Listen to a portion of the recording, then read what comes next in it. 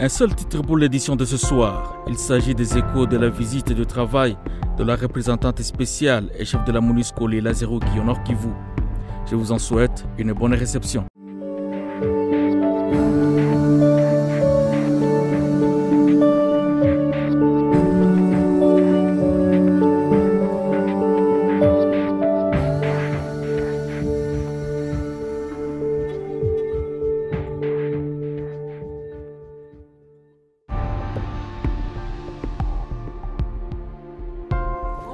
En visite de travail au Nord Kivu, la représentante spéciale du secrétaire général de l'ONU et chef de la MONUSCO, Leila Zerougui, a eu un agenda particulièrement chargé. Le déplacement est en effet placé sous le signe de la mise en œuvre du mandat de la MONUSCO dans la protection des civils et la restauration de l'autorité de l'État. À Goma, la chef de la MONUSCO s'est entretenue avec divers acteurs, notamment les membres des réseaux communautaires de lutte contre les exploitations et abus sexuels de la part des casques bleus. Avec les acteurs de la société civile, il a été question de la situation actuelle de la province.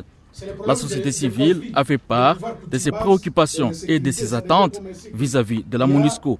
Nous nous sommes entretenus avec la représentante des Nations Unies et de la MONUSCO particulièrement, parce qu'avec comme objectif de faire une petite évaluation et recommandation sur la situation dans la province, les défis et quelles peuvent être des recommandations pour l'amélioration, tant sur le plan sécuritaire, au niveau même des besoins très spécifiques de la communauté dans la province. Nos attentes, c'est qu'on a donné un certain nombre de problématiques à la représentante des Nations Unies en RDC.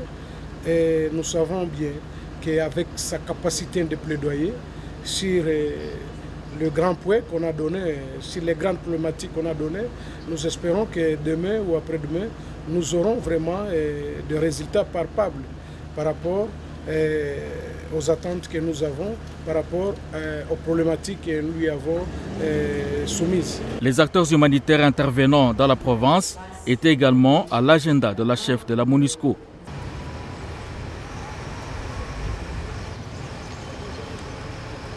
Toujours à Goma, Leila Zerougui était dans les locaux de la 34e région militaire et à l'inspection générale de la police nationale congolaise. Il y a été question du partenariat entre la MONUSCO et les forces congolaises de défense et de sécurité. Il s'agissait pour la chef de la MONUSCO de prospecter avec les différents responsables les voies et moyens de renforcer ce partenariat afin de mieux sécuriser et protéger les populations civiles et leurs biens. La chef de la MONUSCO était également à l'Assemblée provinciale où elle a eu un long entretien avec le président de cette institution. Nous avons parlé ensemble pour voir dans quelle mesure on peut venir en aide à cette population qui est en détresse. Comme vous le savez, tout d'abord la mission de sécuriser les personnes et leurs biens, tout d'abord la mission de l'État congolais. La MONUSCO ne vient qu'en appui pour appuyer les FARDC dans cette mission. Et la MONUSCO, comme vous le savez, elle a toujours appuyé les FARDC dans cette mission. Et cette assurance nous a été toujours donnée par le chef représentant, la représentante du secrétaire des Nations Unies. Et nous sommes rassurés parce que nous avons bénéficié de tous les appuis durant toutes ces 20 années. Cette mission, elle était vraiment consacrée au Petit Nord. Je voulais vraiment voir qu'est-ce qui se passe dans le Petit Nord. Le Petit Nord, il y a de la criminalité, il y a des groupes armés, et je suis venue pour discuter avec les autorités provinciales de qu'est-ce qu'on peut faire pour faire face à cette situation. J'ai beaucoup insisté sur le renforcement des capacités, des fonctions régaliennes de l'État, la police, la justice. Il n'y a pas que la guerre qui règle les problèmes. D'autant plus lorsque vous êtes face à votre population, lorsque vous êtes face à des groupes nationaux, lorsque vous êtes face à cette situation-là, il y a aussi d'autres moyens qui peuvent mettre fin à la souffrance de la population. La visite de la représentante spéciale l'a conduite dans certaines zones sensibles du Petit Nord de la province, à savoir Nyanzale, Pinga et Kichanga. Des zones non seulement enclavées et vulnérables, mais aussi en proie à l'insécurité et où la MONUSCO affiche sa présence. À chacune de ces étapes, Leila Zerougui a eu un briefing de la part de la force de la MONUSCO en place sur la situation sécuritaire. Et à chacune de ces étapes également, la représentante spéciale n'a pas manqué d'aller à la rencontre des communautés locales. À Pinga, les doléances formulées se résument pour l'essentiel à des meilleures conditions de vie et au désenclavement de la localité.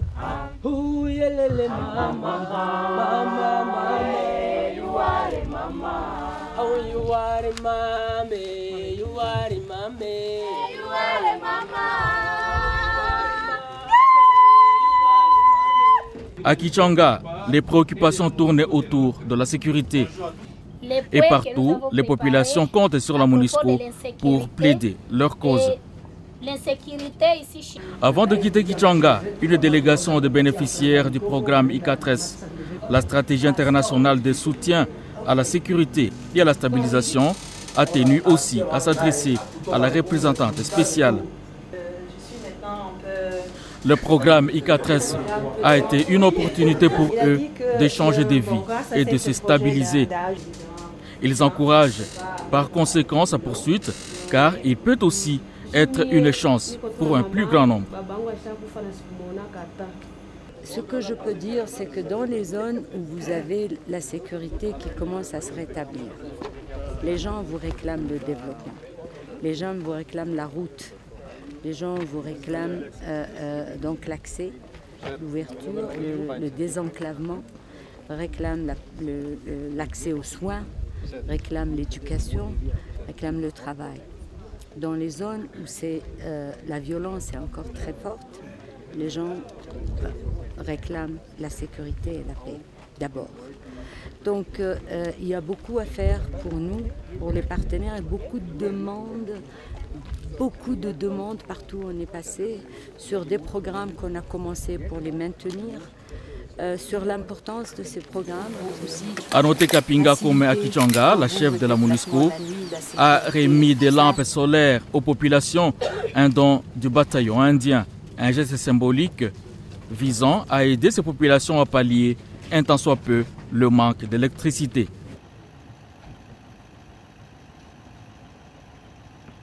Au terme de ces déplacements, la chef de la MONUSCO a été reçue par le gouverneur Kaline Zanzuka Sivita. Occasion pour la représentante spéciale de lui relater les échos de ces rencontres avec les populations des localités visitées.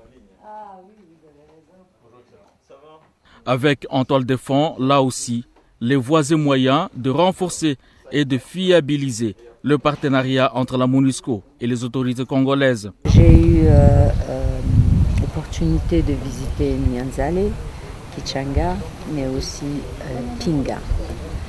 Et donc je reviens avec des sentiments partagés.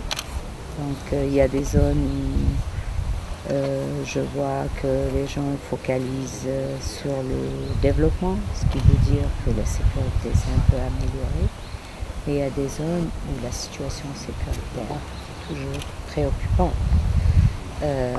Soit parce que les groupes armés continuent d'être une sérieuse menace pour les populations, soit parce que des opérations sont en cours et affectent les populations civiles, soit parce que les gens sont isolés et les routes ne sont pas en état de leur permettre d'avoir accès aux grandes villes, là où ils peuvent s'approvisionner, là où ils peuvent vendre leurs marchandises.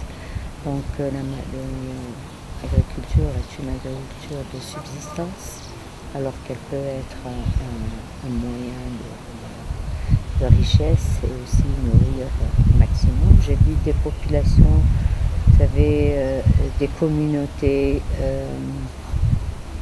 déplacées.